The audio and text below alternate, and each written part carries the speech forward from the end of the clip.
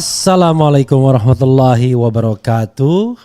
Sobat RH sekalian, jumpa lagi kita di channel yang keren ini. Keren cadas. Ya sobat semuanya, seiring waktu saya lihat keinginan untuk maju lebih besar ya daripada tidak ya. Inilah mental kita ya, bahwa jabatan publik itu dianggap sarana satu-satunya untuk bisa terus berkibar karena mental feodalis masyarakat ya. Padahal saya berharap Anies sudah melampaui itu ya, menjadi kingmaker. Hati-hati dengan jebakan ini ya. Coba kita bacakan.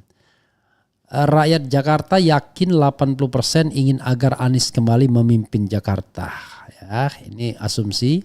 Track record Anies sudah sangat bisa dirasakan oleh masyarakat ibu kota, mulai dari lapisan paling atas sampai lapisan paling bawah. Sentuhan-sentuhan Anies selalu membawa dampak kebaikan bagi rakyat. Jejak Anies makin terasa manfaatnya ketika pejabat gubernur digantikan Heru Budi. Bukan saja Heru tidak becus bekerja, tapi juga dengan sengaja merusak banyak sekali karya-karya Anies, mulai dari trotoar, sumur resapan sampai program rumah susun yang belum diberikan kepada warga Kampung Bayam. Padahal sobat era sekalian, dulu pengkritik Anies mengatakan kenapa Heru kelihatan baik karena Anies tidak bekerja. Terbukti ternyata Heru yang kemudian bikin rusak Jakarta ya. Di tangan Anies, Jakarta dari kota kumuh telah disulap menjadi salah satu kota terindah di dunia. Barangkali berlebihan ya. Wajar berbagai penghargaan sebagai yang terbaik telah diberikan dari dalam dan luar negeri. Tidak ada gubernur yang sehebat dan sedekat Anies dengan rakyatnya. Kalau kota terindah di dunia perlu kita perdebatkan mas ya, objektif saja. Itu kalau Sudirman Tamrin ukurannya. Tapi kalau pinggiran Jakarta ya masih lah ya, masih kotor, masih bau bau kalinya warnanya hitam, buang sampah sembarangan dan lain sebagainya. Sayang jika rakyat Jakarta akhirnya harus kembali ke masa lalu yang penuh kesemrawutan dan problematika termasuk penggusuran. Persoalannya negeri ini justru tidak ingin ada orang Indonesia pintar, negara maju dan rakyat sejahtera. Para oligarki Taipan dan Cina komunis yang dibantu oleh para pengkhianat dan ketum parpol penjilat selalu menghalangi negeri ini untuk mandiri dan berdaulat. Kekacauan yang terjadi di Pilpres 2024 bisa berimbas pada pelaksanaan Pilgub. Adanya destruktif Jokowi Effect yang telah menghancurkan seluruh tatanan demokrasi dikhawatirkan bakal terjadi di Pilgub. Jika benar terjadi suara rakyat sudah tidak berguna lagi, ya memang sudah tidak berguna kan. Ancaman kekacauan akan terus terjadi sebelum Jokowi disingkirkan. Selama masih ada Jokowi, dinastinya antek-antek Cina, para ketum parpol jongos oligarki Taipan dan para penjilatnya sangat sulit mendapatkan pemilu yang jujur dan adil. Dan itu banyak sekali. Jika saja pemilu jujur dan adil dipastikan Anies menang di atas 80%. Jika pemilu jujur dan adil Anies jadi presiden kan sama saja seperti itu. Tapi apalah artinya angka 80%, 90% jika KPU, Bawaslu dan MK dipimpin oleh manusia-manusia iblis yang takut penguasa, bahasanya. Menghalalkan segala cara dan tidak pernah takut dosa. Jika ketua KPU masih dipimpin oleh Hasyim Asyari, ketua Bawaslu masih Ahmad Bagja, dan ketua MK masih Anwar Usman atau Soehartoyo yang bisa dibeli dan takut intimidasi penguasa, jangan harap pemilu bisa jurdil. Jika telah terjadi kecurangan dan paslon dukungan rezim direkayasa dimenangkan, maka para ketum parpol menutup mata terhadap kecurangan yang terjadi dan rame-rame mendulung paslon hasil kecurangan, mendukung mungkin ya. Akhirnya Anies dan paslon pendukung lagi-lagi harus berseberangan jalan. Siapa yang bisa menjamin Pilgub 2024 jurdil jika penyelenggaranya masih orang yang sama? Akankah Anies akan dizalimi untuk kedua kalinya tanpa antisipasi yang matang? Jika Anies dicurangi lagi, bagaimana sikap para pendukungnya? Pemilu akan jurdil jika ketua KPU, Bawaslu dan MK diganti dengan orang yang berintegritas, suci, tidak terjerat korupsi dan tidak takut intimidasi penguasa dan siap mati syahid. Wah, ini terakhir ini yang gila ya. Semoga negeri ini segera ditolong Allah agar kembali menjadi negara yang maju dan bermartabat. Bandung 6 Zulkaidah 1445. Pakai Arab malah ya. Ya, sahabat era sekalian, itu tadi ya, ada beberapa detail yang harus kita garis bawahi. Misalnya, memang yang memimpin pilkada seluruh Indonesia adalah KPU ya secara umum, tapi jangan lupa bahwa yang namanya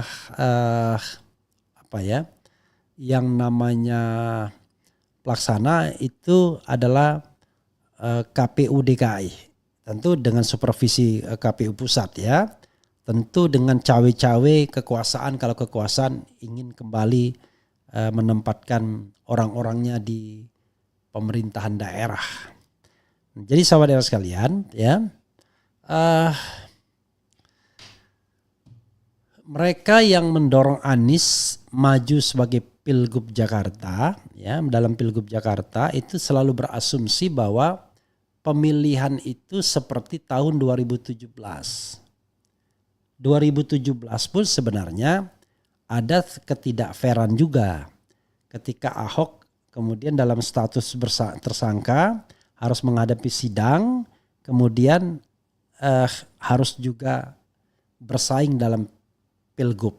Jadi kita harus jujur lah mengatakan bahwa itu tidak fair kalau kita bicara tentang fair competition ya.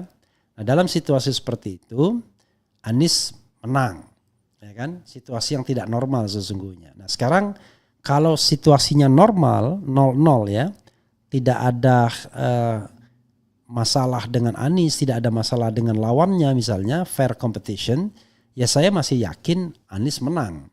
Tapi persoalannya adalah sekarang ini penguasa sudah tahu caranya bagaimana dengan menang dengan curang tersebut. Securang-curangnya, segentong-gentongnya, sebabi-babinya. Itu yang jadi persoalan. Suara bisa belok, sahabat era sekalian.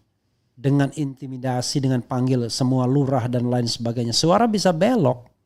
Itu yang menjadi persoalan yang orang lain seolah-olah menafikan ini, menutup mata. Makanya saya terus terang lebih tertarik dengan agenda untuk melawan, ya, merombak struktur kekuasaan yang tidak benar. Atau katakanlah kita beri satu kesempatan bagi Anies untuk bertanding lagi. Let's say Anies menang dengan segala pilkada comberannya misalnya. Lalu apa yang bisa dilakukan oleh Anies untuk kemudian membuat pemilu itu jujur dan adil kalau mau maju di 2029? Bukankah langkahnya makin terbatas? Apakah dia menyuruh orang lain lalu dia yang menikmati hasilnya untuk berkompetisi? Kan menjadi tidak fair juga. Walaupun kita tahu bahwa kalaupun dibiarkan secara alamiah, Anies tetap yang paling potensial untuk maju di 2029. Kita kan bicara tentang kualitas sumber daya manusianya. Ya, karena itu kita akui, kecuali ada momentum yang luar biasa, muncul aktor lain yang barangkali jauh lebih diharapkan. Tapi kalau trennya biasa-biasa saja, maka Anies akan selalu diharapkan. Persoalannya adalah ya bagaimana menjamin bahwa 2029 itu pemilunya fair kalau tidak ada upaya untuk melakukan perbaikan-perbaikan dari sekarang.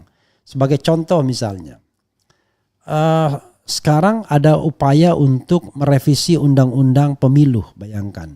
Revisi undang-undang pemilu mau dilakukan oleh anggota DPR sekarang, mereka punya ambisi. Sekarang itu kan lahan untuk perjuangan. Bagaimana misalnya menghapuskan presidensial threshold, bagaimana kemudian rekrutmen KPU, Bawaslu dan lain sebagainya. Harus dicari sebuah formula agar pemilu ini memang dekat ke arah pemilu yang jujur dan adil. Bukan pemilu yang gak karu-karuan. Bukan pemilu yang penyelenggara pemilunya berkali-kali dinyatakan melanggar etik tetapi tidak pernah mau mengundurkan diri. Dan celakanya DKPP pun kemudian melihat pelanggaran etik itu secara individual masing-masing kasusnya, kan sontoloyo namanya. Kalau begitu gak ada gunanya kata-kata peringatan terakhir, keras dan terakhir. Karena setelah peringatan keras dan terakhir itu ada peringatan keras dan terakhir lagi, ada peringatan keras, ada peringatan dan lain sebagainya. Jadi buat apa? Ya begitu saja sahabat daerah sekalian. Ya mudah-mudahan ini bermanfaat. Wassalamualaikum warahmatullahi wabarakatuh. Cie.